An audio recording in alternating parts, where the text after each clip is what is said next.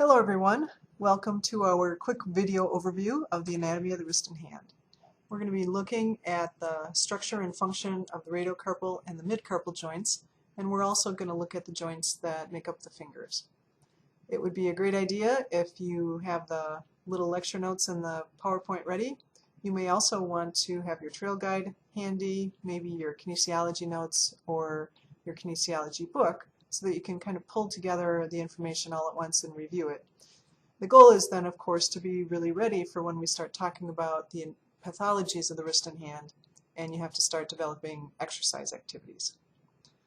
We're going to go ahead and get started with the radiocarpal and the midcarpal joint. And first I just want to see if you are able to name the carpal bones. So if we look at the base of the metacarpal, base of the thumb, what's the bone here? Rhymes with thumb? Right, trapezium.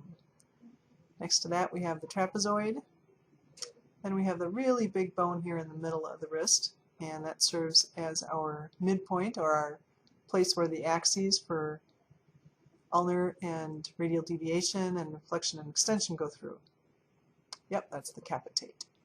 The last bone in the distal row is the hamate, and then coming into the proximal row we have the triquetrum, and on top of that sits the pisiform. The little one here, what's that one? Right, that's the lunate. And then this one here is the one that you can see when you, or not see, what you can feel when you push into the base of the snuff box. Right, that's the scaphoid. Alright, so there they all are, all labeled. Here's our radiocarpal joint. We have the convex proximal row of carpals, the scaphoid, lunate, and triquetrum, articulating against the distal end of the radius, which is concave. The midcarpal joint is a little bit more of an S shape, but still primarily convex distal row of the carpals, moving on the concave arrangement here of the first row, or the proximal row of the carpals. The motions are flexion and extension, ML axis through the capitate, and then radial and ulnar deviation, AP axis through the capitate. And that capitate serves as the axis point for both joints.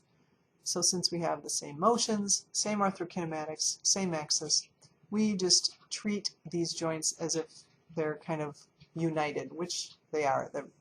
We aren't going to distinguish them in motion or in exercises. So we just need to kind of acknowledge the structure, but when we look at doing exercises, we don't really need to worry too much about it. Looking at the carpal bones from a little bit of a different view, we get a better sense of the carpal tunnel. So the floor of the tunnel is formed by the rigid carpal bones, and then we see that there are 4 points that stick kind of above the layer of the carpal bones to which the transverse carpal ligament is attached. So we've already looked before at the pisiform and the hook of the hamate. On the trapezium and the scaphoid, there are also 2 little tubercles that stick up, and so these are the 4 points, and so spanning over the top of the carpal tunnel is the transverse carpal ligament. When we look at what's passing through, we see the 4 deep finger flexor tendons, flexor digitorum profundus. Stacked on top of that, just like cordwood, are the 4 tendons of the more superficial finger flexors, flexor digitorum superficialis. Smushed even further on top of that is the median nerve. And I think you can see with this synovial tissue that's surrounding all these flexor tendons that if that synovial tissue were to become irritated and inflamed, it would create a lot of edema, and that edema really doesn't have anywhere to go because the tunnel is pretty stiff. So that edema would just be trapped in here, and it would create a lot of compression on the median nerve, which is going to create symptoms downstream for the muscles and the skin that the median nerve innervates. And we'll be looking at that innervation toward the end of this little overview. We do see another flexor tendon. We don't really think of this as a finger, but a thumb, the flexor pollicis longus. That tendon also is passing through the carpal tunnel. And then a little off in its separate compartment is the tendon of the flexor carpi radialis. That's not considered part of the carpal tunnel. Remember, the flexor carpi radialis attaches pretty immediately to the base of the second metacarpal, so it really isn't considered part of that. So when we think about the carpal tunnel, when we think about the tendons in it, we're thinking about it as a finger flexor problem, not really a wrist problem. And we're going to be talking a lot when we discuss pathologies about what kind of motions and movements can create carpal tunnel and make it worse, and then of course how we would treat it.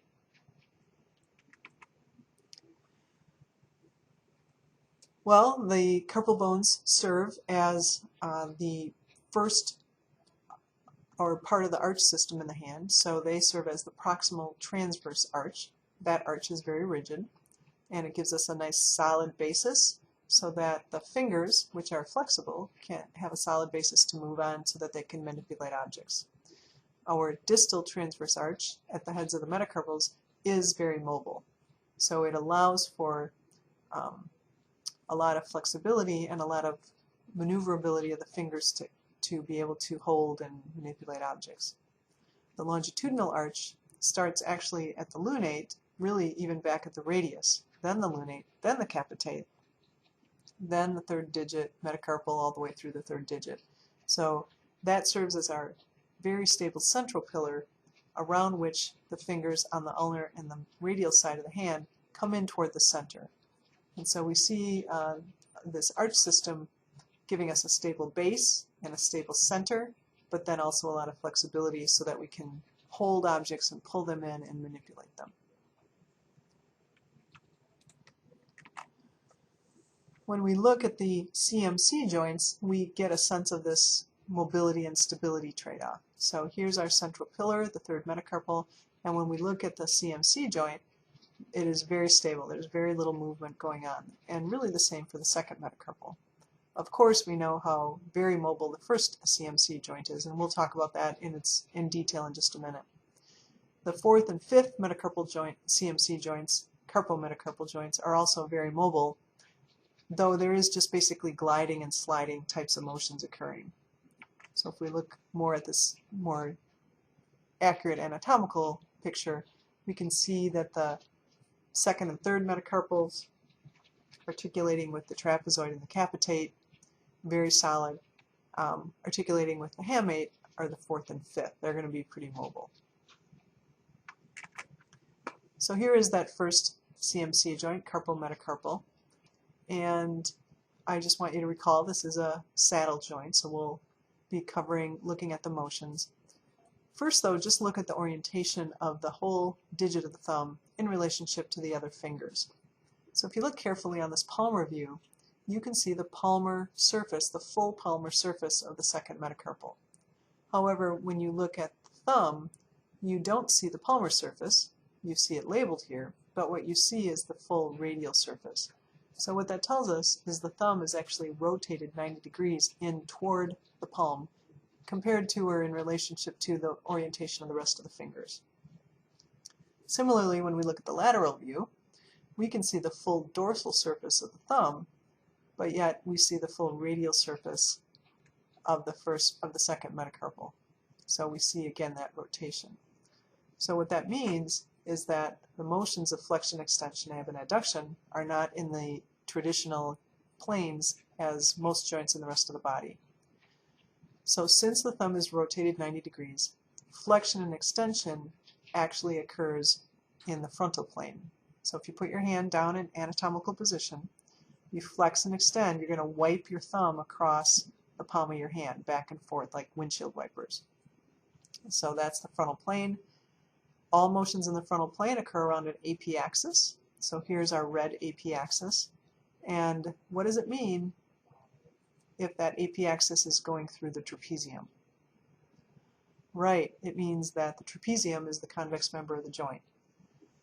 So remember, a saddle joint, the major characteristic is that the convex member changes based on the motion that's occurring. Therefore, when we look at abduction, if you put your hand back down in anatomical position, you move your thumb forward and back, so forward away from the palm, back in toward the palm. That's abduction, so that's occurring in the sagittal plane. Here's our ML axis, our color-coded. that's going through the base of the metacarpal. So that's telling us that for abduction, the base of the metacarpal is the convex member. For flexion and extension, the trapezium is, and that's, again, characteristic of the saddle joint.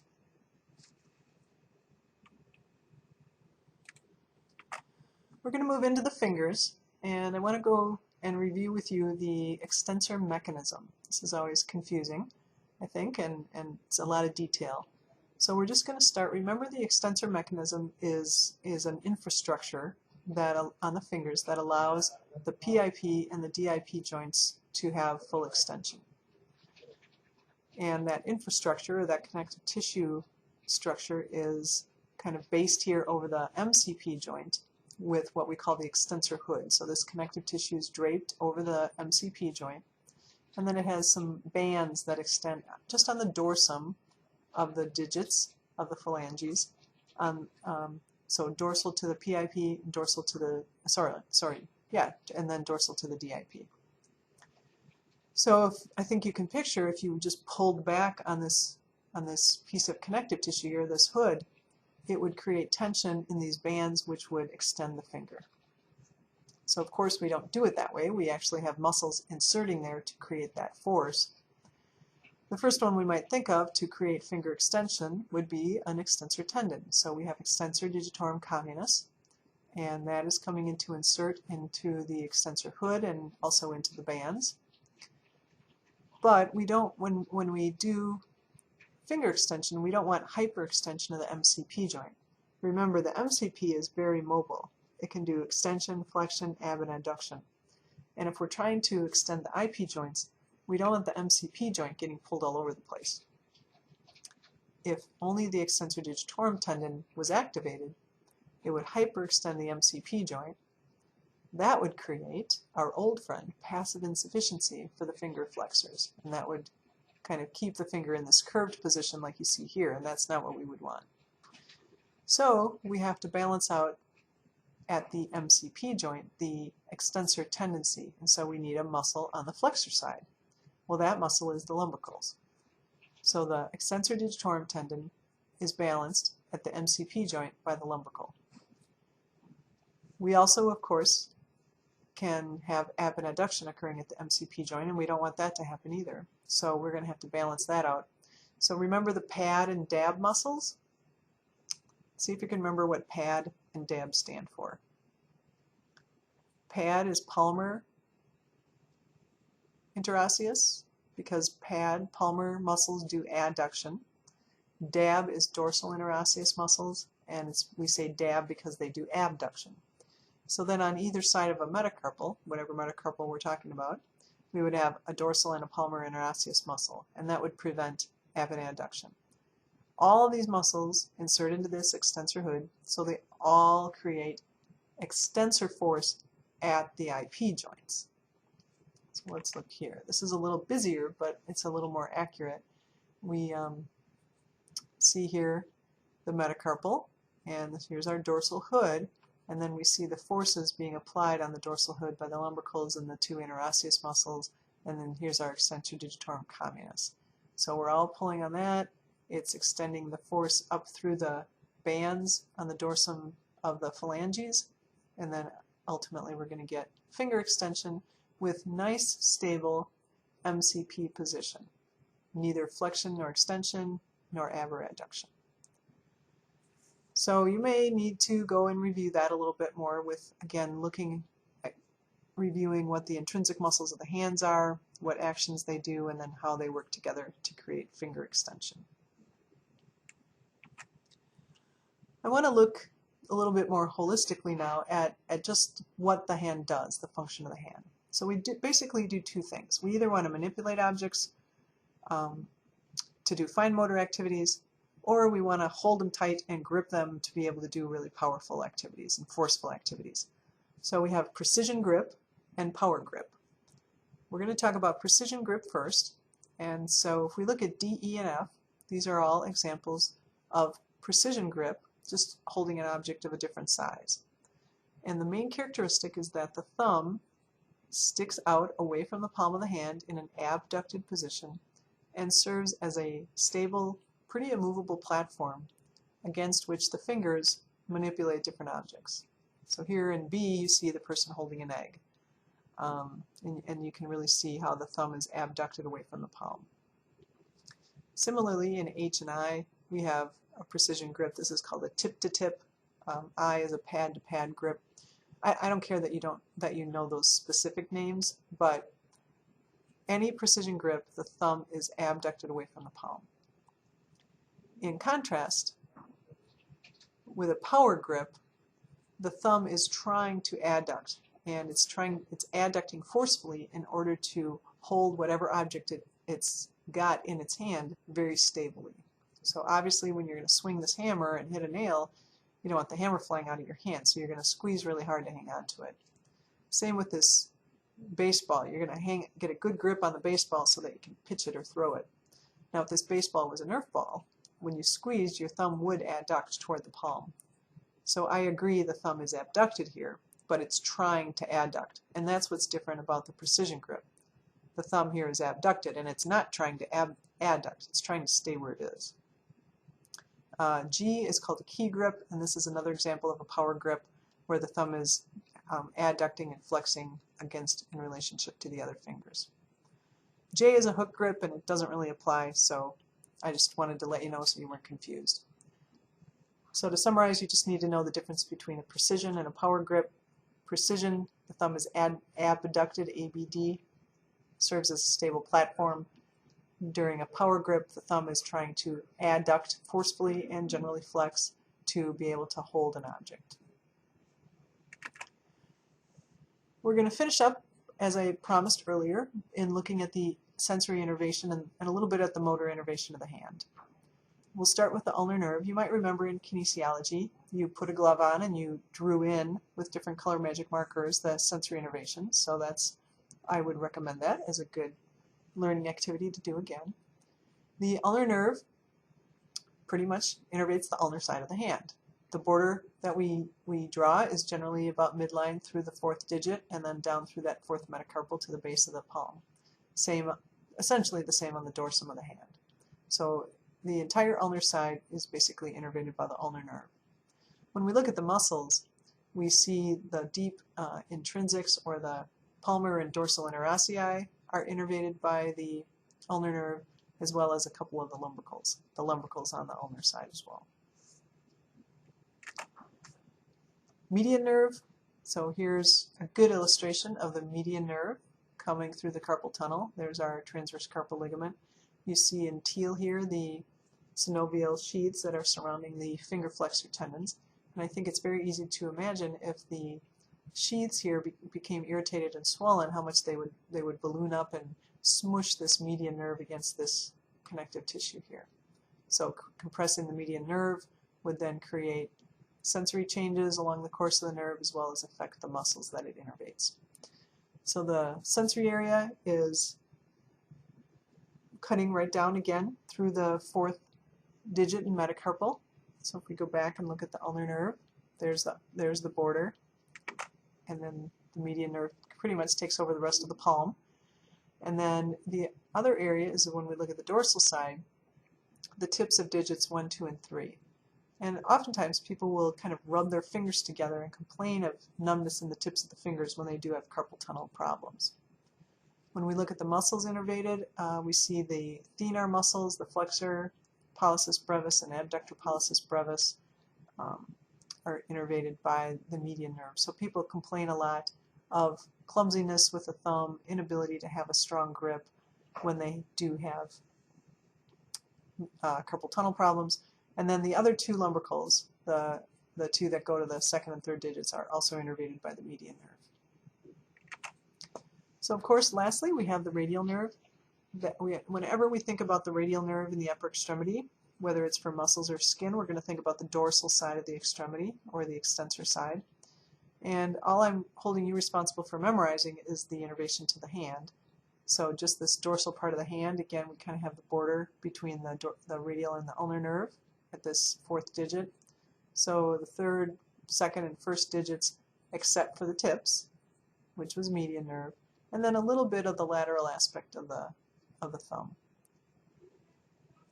So that wraps up our quick overview of anatomy. I'll encourage you again to go back and review in more depth, particularly muscle attachments, muscle functions, so that you're really ready to talk about developing stretching and strengthening exercises related to pathologies in the wrist and hand. All right, I look forward to seeing you in class.